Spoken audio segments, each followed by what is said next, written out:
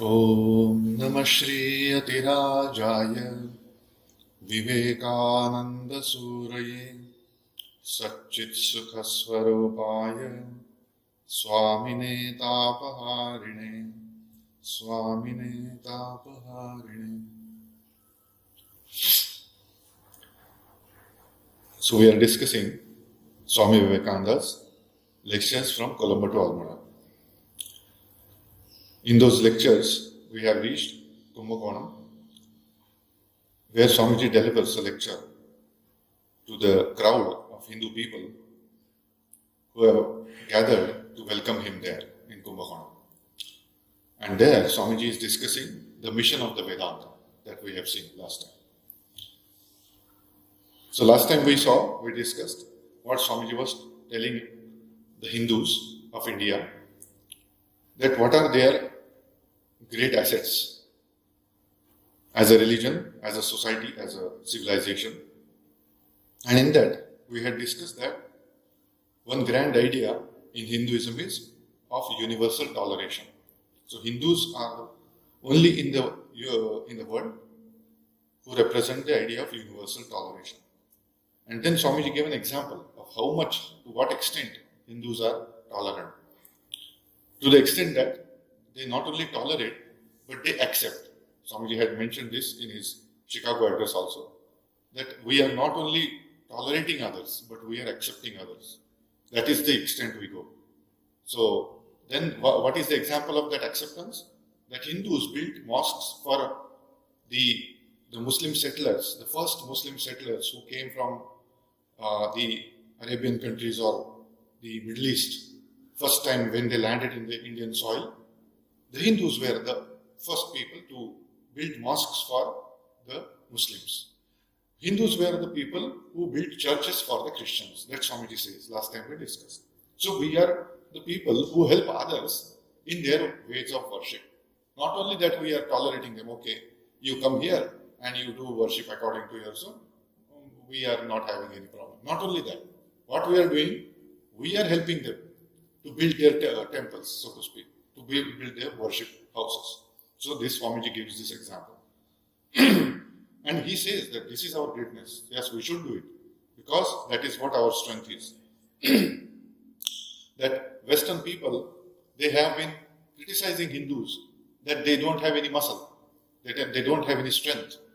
What strength Hindus are having? They have never invaded any country. They have never conquered any country. That is their argument. And Swamiji says that is the very strength we have. Because if we look at the people, so-called those muscular civilizations, then Swamiji says, we have seen that they have all been obliterated. They have all been destroyed. They have all been completely wiped out on the face of the earth. So what those people were telling, their criticism that we are the muscular civilizations, we are the muscular societies, we have strength, we can conquer anybody and everybody. That is their argument. But Swamiji says this argument itself fails you. That itself shows that you are going to get destroyed. Why? Because history has told that whoever has shown his muscular power, he has been destroyed on this planet. So the Egyptians are gone, the Sumerians, the Mesopotamians, the Romans, the Greeks, whoever conquered other countries and other nations and other religions by their muscular power, by their military power, they have been completely wiped out on the face of the earth. And you are telling Hindus are not at all conquering people, they don't attack anybody, that's why you don't have muscular strength. But Swamiji says that is our main strength that has kept us surviving for thousands and thousands and thousands of years. Nobody could kill us. So if you say by your logic that we don't have muscle, but still we are living, and if you say by your logic you have muscle, but you are dead already. So this is the thing Swamiji is emphasizing, that how the argument is wrong. Then he talks about the the next grand idea, and that grand idea is the oneness of the whole existence, oneness of the universe. So he says that how this idea has been very much necessary, not only in the West. This West doesn't know this idea of oneness of the universe, the Advaita Vedanta. So Swami says this idea is not only required in the West, but it is more required in our ordinary masses of India. It is more now practical, more demanding, more applicable, more urgently required to implement this idea. This last time we discussed about it. So how that he is now continuing about it. So this whole lecture, the mission of the Vedanta, Swamiji will elaborate what is Vedanta first, some tenets of Vedanta, and then he will elaborate what is the practical aspect of Vedanta, how it is going to be applicable. So this we will start reading now. The rational West is earnestly bent upon seeking out the rationality, the raison d'etre of all its philosophy and its ethics. And you all know well that ethics cannot be derived from the mere sanction of any personage, however great and divine he may have been. So, Swamiji is telling the rational West says that our philosophy, our very reason of existence, raison d'etre means what? Reason for existence. So, what is the reason for existence? What is the basis of rationality? Of all its philosophy and ethics, what is the basis? The rational West says. They say the personage is our basis. Someone's basis of rationality and ethics is what? The life of Jesus Christ. Someone's rationality, ethics goes on the basis of the life and works of Muhammad. So they are the personages. They are the people. They are the persons. On that basis, their whole rationality and ethics is lying. But such an explanation, Swamiji says, of the authority of ethics appeals no more to the highest of the world's thinkers. They want something more than human sanction for ethical and moral codes to be binding. They want some eternal principle of truth as the sanction of ethics. So those thinkers which are evolved, those people who are little more enlightened in a sense that they have studied the world, they have studied different things in the world. So what they think, why should we depend upon some person's guidelines given by some one personage or two personages or a few personages, that how should we behave, how should we carry ourselves in our life, what should be our ideals, that why should we depend on some persons? That is what, who thinks this? Those people who are little involved intellectually, these thinkers. So they think, no, this is not sufficient. Why? Because some person on the basis of whom I am going to base my ethics, base my rationality, base my whole existence has existed 2000 years back, has existed 1000 years back. Now he may not be fully relevant in my time now. So if I put my whole ethical basis and moral basis on that person's teachings or that person's life, then what happens? That doesn't apply to me now.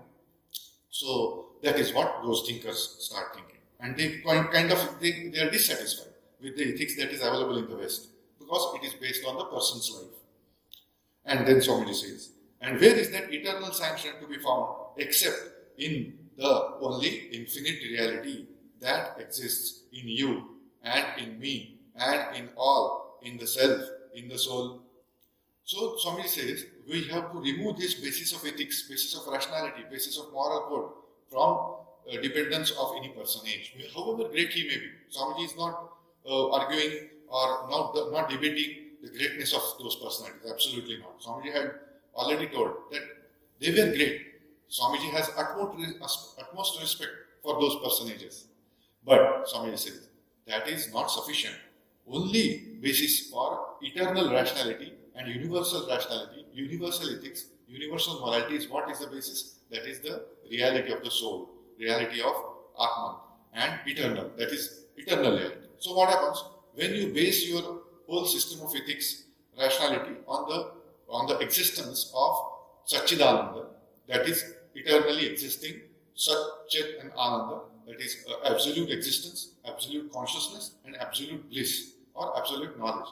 On these foundations, if your ethics stands, then what happens? It is completely, it remains not only valid, it is so robust all the time that no other system, no other code of conduct or this thing can survive in front of it. Why? Because it is eternally existing. It is time tested. That is what we call eternal. that which is not destroyed in time. That is eternal. So if something is not destroyed in time, it gives relevance, its relevance always. Whether you are modern or whether you are ancient, whether you are Western or whether you are Eastern or Northern or Southern or whatever. But that eternal system of ethics based on the reality of Brahman, reality of Atman, the universal soul, is the only perfect system that Swamiji is arguing. That is what Vedanta is. Then he says, the infinite oneness of the soul is the eternal sanction of all morality. That you and I are not only brothers. Every literature voicing man's struggle towards freedom has preached that for you. So what he's saying now? So what those Western religions have been talking about universal brotherhood. What those preachers, those prophets in the West, they taught their religious founders that universal brotherhood, that we are all brothers and we have a common father. So when one language says that we have a father in heaven and we are all children of that father, like that. And then we have that kind of system of ethics is there. Another says we are all having brotherhood, universal brotherhood. So Swamiji says this transcends this system of ethics, transcends this limitation also. It is not only talking about brotherhood, but what it is talking about, that we'll see now. So what it is saying, every literature voicing man's struggle towards freedom has preached that for you. What is the struggle for freedom is saying? Universal brotherhood. That is the goal of that struggle. But then he says, but that you and I are really one. So what is this? The only eternal sanction of all morality is that you and I are really one. Not only brothers. We people who are sitting here and who are there outside of this place, they, not only all of us are brothers, universal brotherhood, but we are one. That is the very system of eternal system of ethics. Then he says how it is practicable. Now, Swamiji is not talking something philosophy, just theory, which cannot be practicable. He is talking something that is to be made practical. So that's why he will discuss it, how it can be made practical.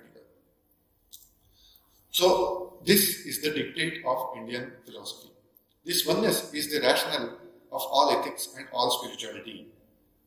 Europe wants it today just as much as our downtrodden masses do. And this great principle is even now unconsciously forming the basis of all the latest political and social aspirations that are coming up in England, in Germany, in France and in America. So because Swamiji is direct witness of all these transformations that were happening, the social, political transformations. So he was a direct witness and he was coming back as a witness and he was telling what he saw there. What he saw that this very social and political aspirations that are coming up in the West, in Europe and America, that they are seeking this one great principle even more than before.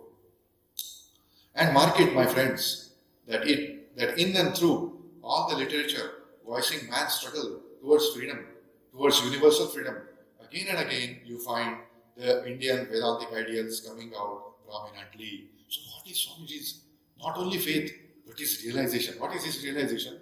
That whenever I saw in Europe, Swamiji is telling, whenever I saw the voice that is reflecting the distant reflection, where the very remote reflection of the universal idea of ethics based on Vedanta, then I understood this has come from India.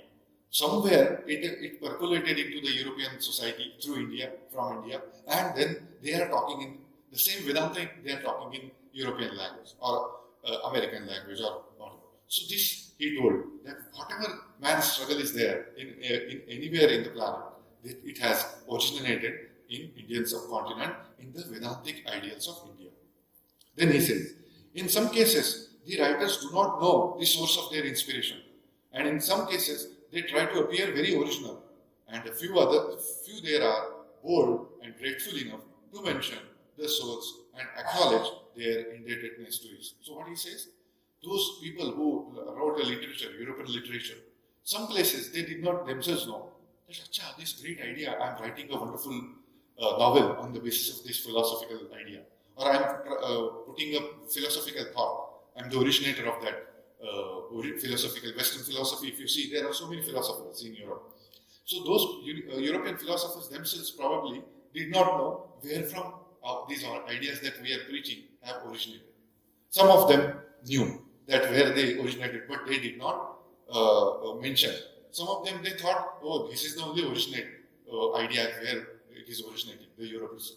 But some of them knew that this has come from India, and we have how he has traveled to them, and then they acknowledged it. Very few of them may be, but they acknowledged that we got this idea from the Indian scriptures. That is what Swami says.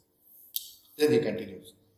When I was in America, I heard once the complaint made that I was preaching too much of Advaita and too little of dualism. So people probably were saying, Swamiji, you are always talking about Advaita philosophy, oneness of existence, and so on and so forth. And you are not talking about personal God, you see. God as a great somebody to worship in the church or worship in the mosque or temple, whatever. So you are not talking about that God. So then he says, I know what grandeur, what oceans of love, what infinite ecstatic blessings and joy there are in the dualistic love theories of worship and religion. So he acknowledges, I accept your criticism. I know that I talk less about dualism. I emphasize less of dualism, and I emphasize all the time Advaita Vedanta only. I know that. But why that I am justifying? Let me take this opportunity to justify myself. Why I do that? That is what Swami says. Yes, he says, I acknowledge that such a grand it is to go to a church, to go to a mosque, to go to a temple and sit in front of the personal God. And in a dualistic way, you offer all your love, you offer all your adoration, you worship Him, and you are thinking about Him, you are sitting in front of Him, and you are worshipping, you are dressing that God, you are feeding that God, prasada, you are naivedya. Then you are offering that God different naivedyams, and you are then so many different ways you are adoring Him, you are loving Him. That is, I really appreciate it. I know the grandeur of that personal worship. But then he continues, I know it all. But this is not the time with us to weep even in joy. We have had weeping enough. No more is this the time for us to become soft. So what is this? Personal God, what is Swamiji's criticism for? Not criticism in fact, but his kind of why he is restricting himself from going into dualistic worship is that the reason he says that the times are not suitable for them. Now the times are that we should stand up and we should declare that divine principle, that universal divinity, eternal principles, and that is the time now. The time is not to weep even in joy. Forget about weeping in sorrow. There is no time to weep even in joy, because what happens when the deity is sitting in front of you? You will dress that deity, you will feed that deity, you will worship that deity in different ways. And what you will weep in joy. You will dance and sing and weep in joy. And what will happen? You will weep because you will soften. That will soften your heart. You become a devotee. And when you become a devotee of personal God, then your heart is very soft. All the time you want to just say the glories of the God, and you just go on singing the glory of the God, and you become very soft-hearted person. But Swami says this is not the time to become soft-hearted. You are already dependent. You are invaded at present. You are being ruled by the British. You had been ruled by the Mughals. You had been ruled by so many different invaders. And it is at the peak of that dependence, that lack of independence, lack of freedom that you are suffering. Your society is suffering. And if I give you another personal God as an idea, if I give you, yes, I have brought you one more God for you. Any God, name I will give you. That I have brought you this new God, latest God, modern God. Then you will immediately jump on that modern God. And you will start worshipping. You will start immediately doing Panchopachar Puja, Shodashopachar Puja, Dashopachar Puja. Whole day you will be busy with that. And whole day you will be singing His glories. And what happens? Your heart becomes soft. You become a great devotee. It is great. Of course it is great. Somebody said, I know the grandeur, I know the importance and greatness of that dualistic worship, but this is not the time. The times are now for the Advaita ideal to take up again. It had been somewhere lying in our backyards. The Advaita philosophy, which was generated by our Indian scriptures, which our Indian rishis, our ancient India, that what happened, always it went into our backyards. It never got a frontal stage of our Indian life, social life. It never got on the front side. It could never come. So Swami says, now this time is to bring it on the front. Because it is the most energizing, it is the most invigorating and most strength-giving philosophy. It is not the time to soften our heart and say glories of the Lord and becoming soft and becoming very humble and becoming devotional, becoming loving. This is not the time. Because when the Swamiji was addressing this, what is this time? Late 19th century. The end of the 19th century, this, when India was under the very great, the depths of sufferings, poverty, oppression, tyranny, whatnot. All this dependence of this colonial. So what he is telling, this is not the time that I will preach you a dualistic idea. So then he continues. This softness has been with us till we have become like masses of cotton and are dead. So what is this softness of dualistic worship? We have become so soft that we are like cotton. Anybody comes, we welcome him. That acceptance that he praised just one or two paragraphs before, what he says, that acceptance is to the extent that we have become like cotton and are dead. So that is what also another side of our universal acceptance. Then what he says, what our country now wants are muscles of iron and nerves of steel, gigantic wills which nothing can resist, which can penetrate into the mysteries and the secrets of the universe and will accomplish their purpose in any fashion, even if it meant going down the bottom of the ocean and meeting death face to face. So what such kind of will has to be generated now? Now such kind of system of strength has to be generated. What strength? Not muscular strength, because that Western people, they don't. We have muscles, muscular strength, so we will conquer you. And what? They only vanish. Romans vanish, Greeks vanish, Egyptians vanish, and so on and so forth. But that won't be enough. Muscles of iron definitely we need, but what? Nerves of steel definitely will, but what? Will, gigantic will. So that gigantic will can manifest only when that base system of ethics is strong enough. When the will is based upon not some personal God or personal idea. Anybody, it may be Christ or Muhammad or Rama or Krishna, whatever it may be. But that personal God is not the time that we should worship him. Now the time is to generate the gigantic will that will go into the depths of ocean and is ready to meet death face to face. Because what happens when you are worshipping personal God, you are always seeking something from him. You become weak, because you are a seeker there. In front of a personal God, you are asking your applications. Every day you give applications. Oh God, I want this. Oh God, I want that. So you are so weak. You become so weak that you have lost faith in yourself that you can do something and you can achieve something. You can achieve that thing by yourself. You need not ask God all the time. Oh, please give me this. Please give me that. Oh, yesterday I asked you, but till today you have not dispatched it. No message has not come that it has been delivered. So what is this? I am waiting. Like this, every day we are talking to God like this. Yesterday only I prayed to you to give me this and this, and you are not given. So we have become so soft, that dependent on God, that every day we are just sitting in front of you asking and sending applications. That you please give me. Acha, yesterday that is pending. That another thing is pending for a long time. So you have this big application. And what you have become? You have become cotton, almost dead. You are just all the time giving application. But what is necessary now? Advaita idea. That will not ask these things. Don't send applications. Why? Because it is one only. Whom to ask? Where is that God where I will ask something from? I am that God. That is the Advaita ideal sense. I can manifest anything, whatever I want. Why should I go and all the time pray, all the time have to depend on somebody to give me this and give me that and everyday applications? No. I will only do something. Let me work it out myself. That is what the ideal is necessary. So that is what we want. And that can only be created, established and strengthened by understanding and realizing the ideal of the Advaita. That ideal of the oneness of all. So when there is ideal of oneness of all, then what happens? When there is no superior and no inferior, all are one, then there is no asking something from somebody. Then there is no dependence on somebody. Oh, let me wait for somebody, he or she will give me that and then I will proceed further. No. Everything you take the whole responsibility on yourself. That is what Swami told.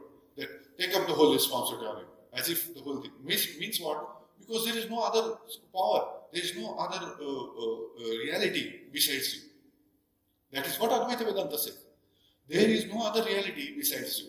And you are that reality, and you are seeking some other reality, and you are going and sitting in front of that other reality, and you are imagining other reality, and you are sitting in front of that reality and asking for so many things.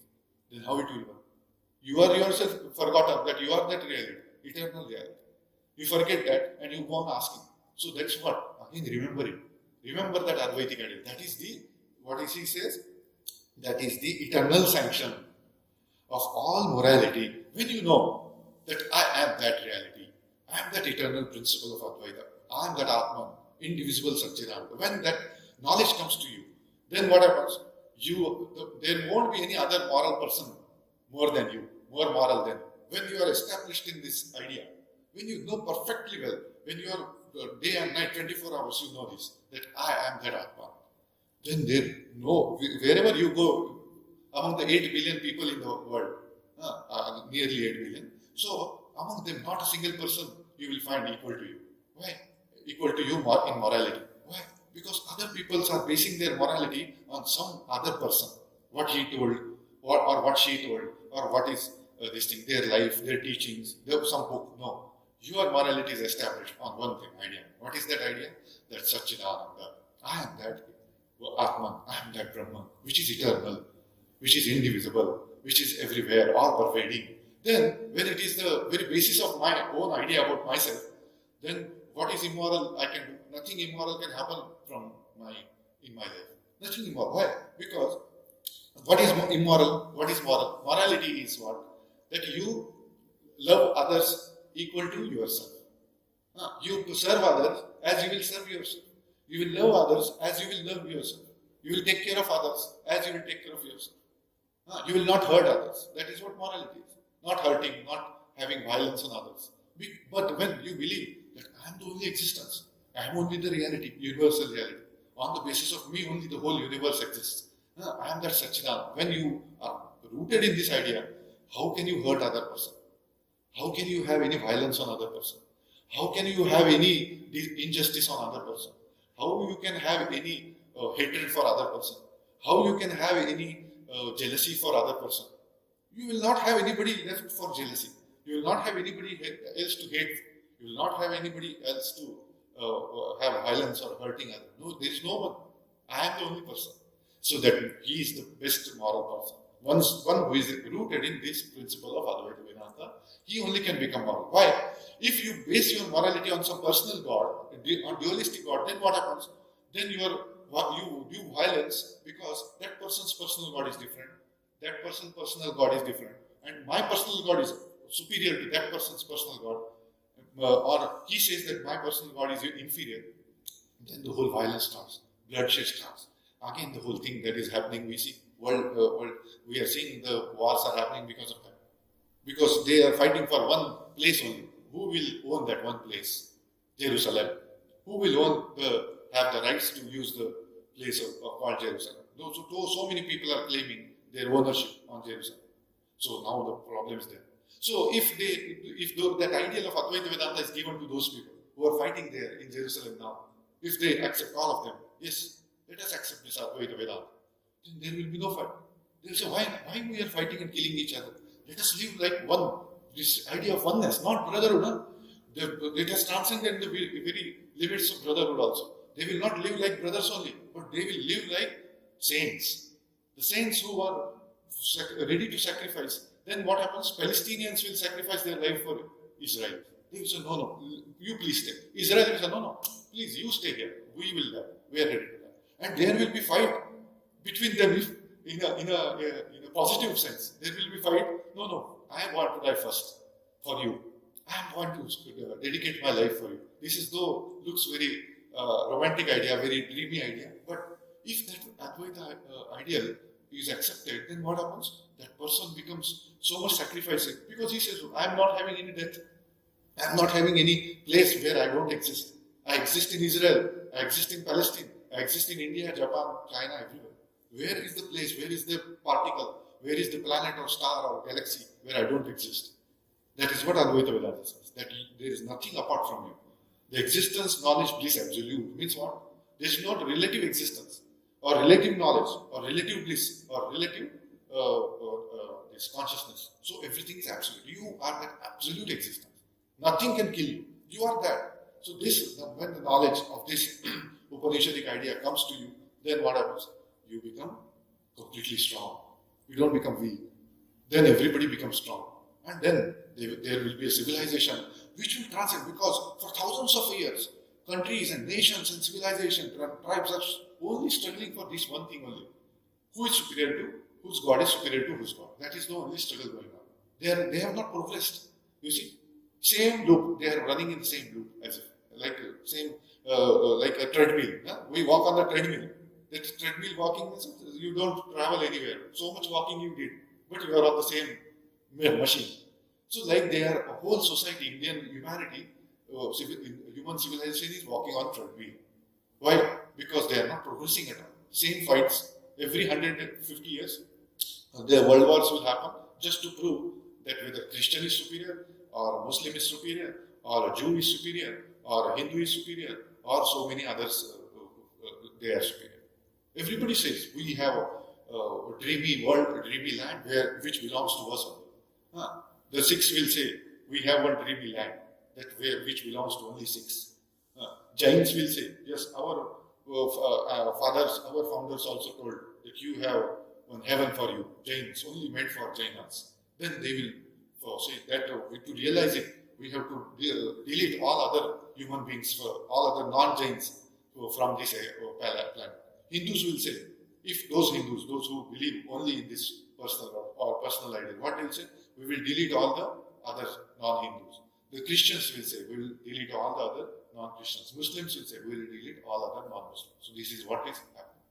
So Swamiji is telling that this is high time that we, for at least for some time, at least till we recover from this weakness, at least for that time we will keep the dualism aside and take up this ideal of Advaita Vedanta. Then that is what Swami is. That is what Guru Maharaj also taught to all his disciples. What he taught, Sri Ramakrishna taught, that by tying the knot of Advaita to your cloth, you do whatever you want. That is what it means here. Swamiji wants here. That is what the one central teaching, this is the Bhashya, this is the commentary on Sri Ramakrishna's teaching Swamiji is giving and making it practical to the Indian civilization. What Sri Ramakrishna told? Tie the knot of Advaita knowledge to your cloth and then you do whatever you want. Now, who will understand the meaning of that? His disciples, somebody will take the meaning in one way, somebody will take it in another way. But how that meaning can be applied to the society at large, to the humanity at large, this way it can be applied. How? If humanity ties the knot of Advaita knowledge to the knot of their cloth that they are wearing, they will always have that knot is there, Advaita, always wearing that Advaita knot. Then what happens? Wherever they go, their consciousness, every behavior, every thought, every transaction, every relation will have, at the basis of it, the knowledge that I am Brahman, I am Atma, I am all-pervading, I am eternal. Then what? There is no fear of death. There is no fear of limitedness. So he is universal. That idea of the person behaves in a universal way. He is not behaving in a limited way. Such a person, if that Advaita knowledge is tied to the knot of his cloth, then what happens? Then he will be a perfect human being. That is what is the goal of human civilization. That is why we have been given such a good brain, such a great intellect. That is how the science and technology and philosophy and religion, everything should evolve.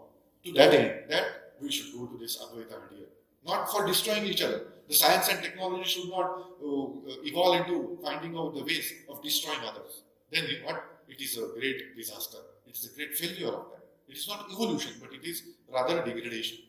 But what Swami is saying, that is why we have to go back to this ideal of Advaita Vedanta. Then he says, faith in ourselves, faith in God. This is the secret of greatness. If you have faith in all the 330 millions of your mythological gods, and in all the gods which foreigners have now and again introduced into your midst, and still have no faith in yourself, there is no salvation for you. So that what does that mean? So you have invented 333 millions, 30 millions of gods you have invented, and you have faith in them. But what? You don't have faith in yourself. What is yourself? That I am that eternal, absolute existence, knowledge, bliss. This faith you don't have. But you have faith in 33 million gods. What is the problem? Because yourself not having faith in this idea of yourself, the reality of yourself, what happens? You become weak. Because you go on seeking and you are going on putting kumkuma and flowers in so many 33,000 million gods and their temples that you are not having faith in yourself. Then your behavior is still as equal to the behavior of all those people who are fighting with each other in world over.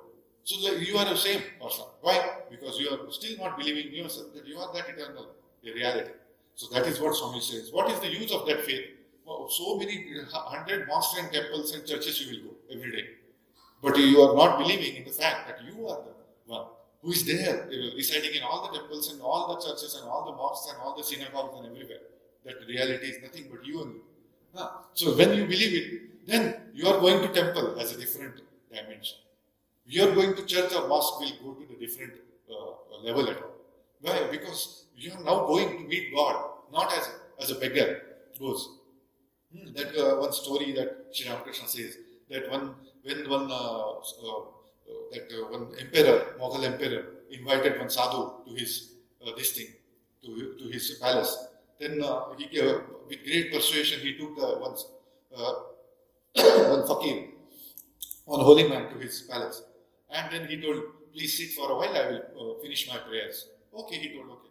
Then he sat for prayer and he said, oh God, give me this, oh God, give me that, and so on and so forth. Then this holy man went away. Then after the namaz of that emperor, Mughal emperor, he saw that I have, with great difficulty, I brought him to my palace to show my respect to him, and he had disappeared again. So he went again chasing him. And he told, why did you go, leave my palace? He told, see, you brought me to your palace, but I saw you are also one beggar like me only. So why should I say, what is the use of going to visit another beggar? You are also a beggar, I am also a beggar. So I am also fakir, you are also fakir. So what is the use of staying there? I am happy with my own fakirness. I don't want to go visit another fakir like you, who is continuously asking for more. So this is what Sri Ramakrishna tells a story. So this is what Swamiji is also telling. If you don't believe in your own reality, then your going to God will have no use. You are just another beggar. But if you know yourself, like Swamiji, when Swamiji like person goes to a temple, his worship used to be a completely different level worship. When Guru Maharaj himself, when he used to worship Mother, Divine Mother in Kali temple, his worship never used to be other normal purohitas, normal pujaris of the temple. His worship used to be a non-dualistic worship. What he used to do, just for, it may be a little diversion in the topic, just I will not go too much in that, just I will mention that what Guru Maharaj's worship used to be, Sri Ramakrishna's worship, Mother, he will sometimes say, oh Mother, you want me to eat that naivedyam that he has offered her, he used to talk to her. Oh Acha, you want me to eat it? Okay, I will. He used to eat it. Then, oh Acha, you want to sleep on this bed, the bed which was meant for Mother Kali, for Shayana in the night, he used to sleep on it. Okay, you want me to do like this. So his worship was a very different dimension. It has reached. That worship where he was not begging for anything. What was his begging? If at all it can be called begging. If at all it can be called a prayer or asking for something. What he used to ask? Mother, you gave darshan to Ram Prasad. Mother, you gave visions and realizations and knowledge to Ram Prasad and so many other people before my coming in the history. But why did you not give that vision to me? Why are you not revealing yourself to me? This is what he's begging. What is his begging? He's not asking for, Acha, my clothes are torn, I'm a poor Brahmin. You please give me this good, nice, wearing this thing, good balance, good progeny, good family. No, not these kinds of prayers. They are not, never came out of it.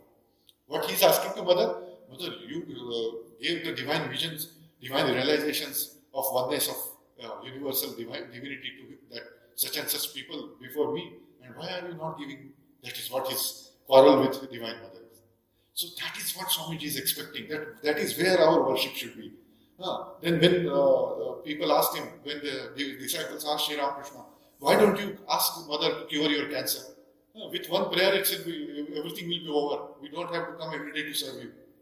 And we don't have to go take rounds in serving you, and so much pain you are suffering.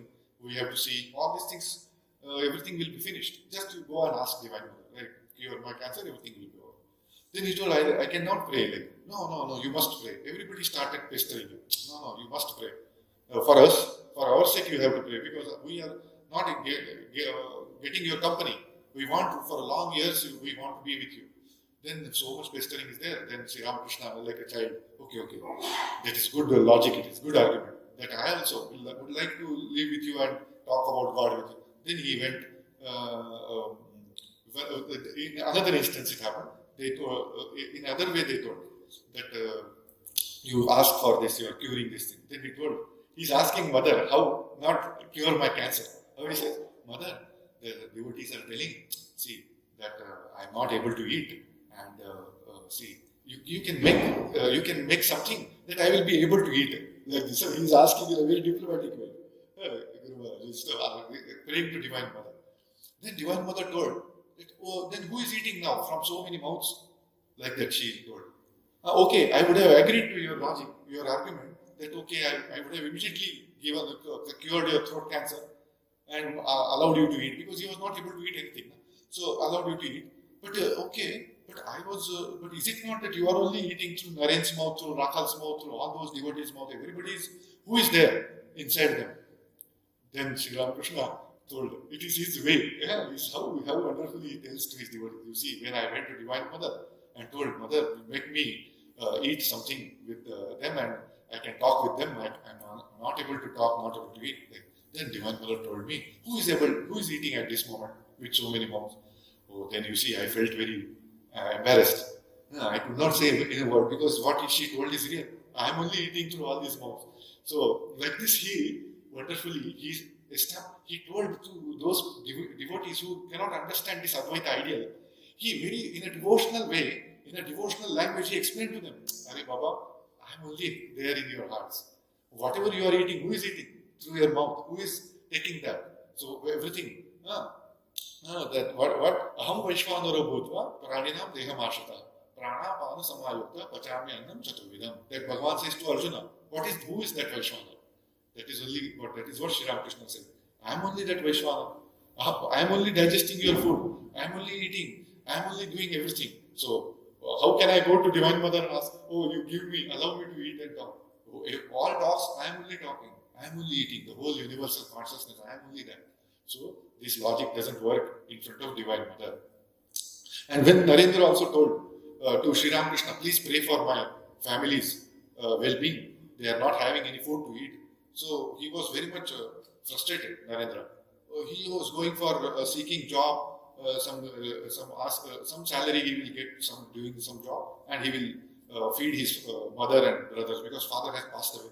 So he thought like that, but he is not getting job also.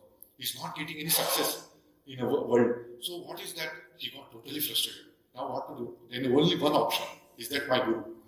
If he says, yes, don't worry, you are coming to me now, so I will take care of your food and clothing and everything. If he says like that, I will be free to do sadhana and devote myself to God. So he wants an easy way. Narendra wants a very easy way. So wants to transact with his Guru, so to speak. In a good sense, I'm telling. So then he came to his Guru. He's telling, see, I am totally frustrated now. All the ways have been closed in front of me. I am not getting job. My mother is going hungry. My brothers are going hungry. We are homeless people practically. Their relatives had thrown them away of their own house. Their relatives had grabbed their property, and they had been given one corner of their house just to survive somehow. So like this pitiable condition they were. So then Swamiji is praying to him. Then Sri Ramakrishna told, see, I cannot bless you like that. That you, no, you please, no, I cannot. I never blessed anybody. That you will get job, you will get money, you will get a good company, a good promotion, good long life. All these kinds of things never came to me. I never asked for myself also, like this thing. I was always ready to die for the mother. When I was not getting the vision of the mother, I was ready to kill myself. Like that person I am. He says, I am adding commentary. The Guru Maharaj did not say all these things. But in a sense, this thing is, how is that? Sri Ramakrishna is telling, see, I never asked like this. I have always devoted myself to mother. I never thought of whether I will survive, whether my wife will survive, whether my mother will survive. Nothing I had any thought at all. I never knew that my body is existing. For 6 months, Sri Ramakrishna was lying in Advaita Samadhi. Somebody came and begged him with on his chest. He gave him blows, and then he brought some consciousness into Sri Ramakrishna's body, and he thrust some food into his mouth forcibly. And whatever food he might have, morsels of food he might have swallowed just by way of that forcing, that only might have survived his body for 6 months. He had no consciousness. He never knew what happened in those 6 months. What was the political situation of India or world? Who was ruling the country? What was going on in Dakshineshwar temple? Nothing he knew. Sri Ramakrishna doesn't know at that time. He has no consciousness of his body. Birds have made a nest on his jatas. There's so many hairs have grown, and they have soil and everything, and all dirt is there in the hairs. So birds comes and they are picking in his hair, and he has no consciousness. So Sri Ramakrishna is like that person, who doesn't care about his own body. He just cares about only divine. Only this, that is what idea Swamiji is telling. If the Advaita ideal comes, then you are fearless. Sri Ramakrishna is fearless. He did not care. Oh no, I will die. What will, if I, one more day, if I do upavasa for 1 day, or I will pray to God and go to temple, and then tomorrow how to worship Divine Mother, then they will, those officers will come chasing me, Dakshineshwar, this thing, and they will take me forcibly to the temple. Hey, your duty is there, Pujari. Why are you not worshipping? No fear of anything. No imaginary things that who will say what. Oh, they will say, what is this mad fellow? He is lying here for so many days. No, he has no care. What he is caring about, only divine, only God, only that universal consciousness. And he lost himself. So same way he told Narendra also, see, I never did it. So how can I tell about you? This is wrong, no? What I never did for myself, why can I do for yourself? So you please, if you want, you only go. I have no problem. You go to the Divine Mother's temple, Mother Kali's temple, and you ask. You can ask Mother that, Mother, please give me the food, give me clothes, give me good job, so that my mother and brothers will survive nicely. They will have a good life, be a good mansion, not mansion like in the world, but good house. Like. So he thought, okay, yes, Guru Maharaj is telling. So now today I will go and finish the whole problem at all. Once and all, my whole life's problems will be finished. So he is going there. Narendra is going there. But Narendra, the moment he sees Divine Mother, he forgot about what he is, because that is what he sees. That this weakness goes. The moment he saw, he did not see it in a dualistic sense. You see, that is the very beauty of this thing. He is standing in front of Divine Mother Kali in that night when Guru Maharaj sent him there. But Swami Vivekananda did not, that time Narendra did not stand in front of her as a dualistic person, as wanting, begging for food or clothing or job. What he saw, told, Mother, please give me knowledge. Mother, please give me devotion. Mother, please give me intense renunciation. Mother, please give me intense Shraddha. Like this he said. Then he is in that. This is what Advaita prayer actually. This is the Advaita Vedantic prayer. That you don't ask for tidbits of things. You ask for only knowledge, devotion, these. So only that which will survive you on divine grounding, this Advaita grounding.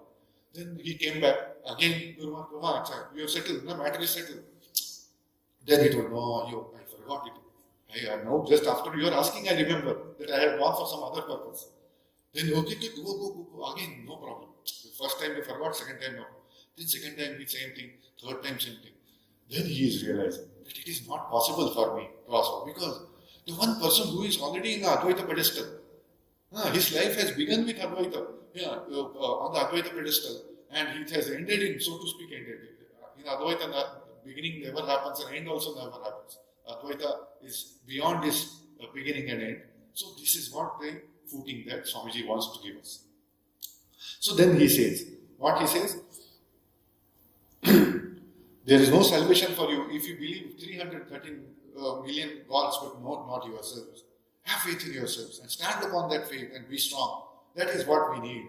Why is it that 330 millions of people have been ruled for the last 1,000 years by any and every handful of foreigners who chose to walk over our prostrate bodies? Because they had faith in themselves and we have not. What did I learn in the West? And what did I see behind those frothy sayings of the Christian sects? Repeating that man was a fallen and hopelessly fallen sinner. There I saw that inside the national hearts of both Europe and America reside the tremendous power of the men's faith in themselves. An English boy will tell you, I am an Englishman and I can do anything. The American boy will tell you the same thing. And so will any European boy. Can our boys say the same thing here? No. Nor even the boys' fathers. Not only boys will be able to tell like this Indian boy, but their fathers also. We have lost faith in ourselves. Therefore, to preach the Advaita aspect of the Vedanta is necessary to rouse up the hearts of men, to show them the glory of their souls. It is, therefore, that I preach this Advaita, and I do so not as a sectarian, but upon universal and widely accepted grounds. So I don't say Advaita as a sectarian, so it is our Advaita. No. Advaita is everybody's. It is not somebody's this thing. It is not Indian Advaita. It is not a South Indian Advaita or North Indian Advaita. It is not a Hindu Advaita or Christian Advaita. Advaita has no such kind of this thing, property, these things, these issues or dealings. Advaita is everybody. Anybody and everybody can claim, yes, it is our Advaita. Because Advaita doesn't recognize anybody. It looks, he is my fellow. Hindu is my fellow. Christian is not. Advaita, they cannot say that. Because it has already transcended these limits of these dualistic limits. That is what Swami says. This is our idea. Why? Because foreigners, though, they outwardly are saying, we are sinners. See, we are poor sinners. Our Father in heaven will protect us and liberate us from our sins and all these things. Their outside language is there. But inside heart, what they believe? I am the English boy. I can do anything. So that language, hidden meaning is that I am an Atma. I am divine. That somehow, that confidence is there. That's why, but wrongly expressed. Inside, they believe that I am divine. But outside, what they say is sinners. And they become sectarians and all this. But over India, what is the problem? Outside, we are saying all these great things. We are talking about great philosophies. Great religious ideas. But inside, no, I am nobody. I am such a weak fellow. That's why I go to God and I pray and weep continuously and weeping in joy. Whether weep or joy or sorrow, both weeping only. So it has made our soft heart is made of cotton. Swami said, you have become like a cotton. I am almost dead. So this is what is Indian predicament. That we have greatest philosophy, but inside that faith is not there in that philosophy. No, I am that divine. And Western people, they don't have that philosophy, but they have that faith. They never knew that philosophy of Advaita, so to speak. Where indirectly some ideas traveled there, as Swamiji told. But that culture was not there, that Advaitic. But we had everything, but we lost it for some reason. And then he is going to come next class. Our discussions will show what is the reason why it happened. That Swamiji is going to practically analyze everything. That how we can take this Advaita idea and manifest it in our society and again become strong. So we will continue our discussion in our next readings. Om Shanti Shanti Shanti Harihi Om Tat Sat Sri Ramakrishna Math